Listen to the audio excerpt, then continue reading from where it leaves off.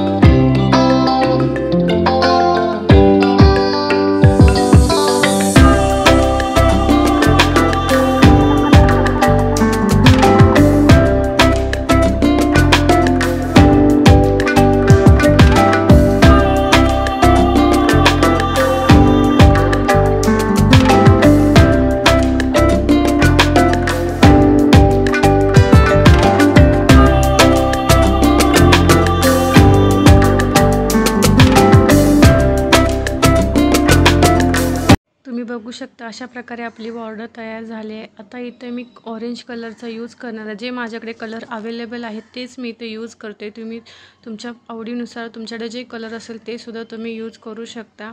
आणि अशा प्रकारे मी ऑरेंज कलरचा यूज करून ह्या पूर्ण बॉर्डर तयार करून घेणार आहे आणि तुम्हाला मी तयार केल्यानंतर दाखवते कशा पद्धतीने दिसते आपलं रांगोळी मॅट डिझाईन। बघूया आपण।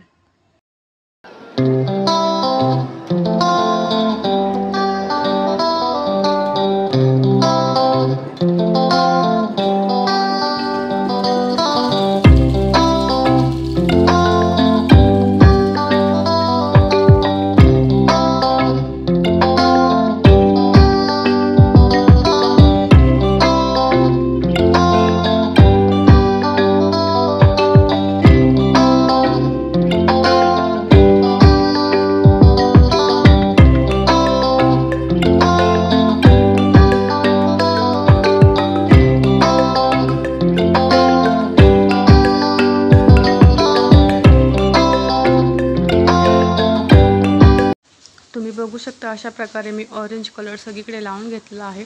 त्याच्यानंतर मी इथे येलो कलरचा यूज करत आहे आणि अशा प्रकारे मी येलो कलर सुद्धा सगळीकडे लावून घेणार आहे। आणि येलो कलर लावून झाल्यानंतर तुम्ही बघू शकता कसल्या भारी दिसते ते।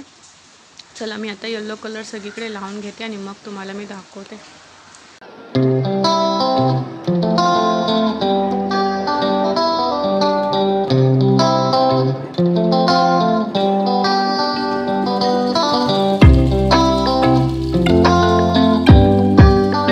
तुम्ही बघू शकता मी अशा प्रकारे सर्वत्र येलो कलर हा लावून घेतला आहे।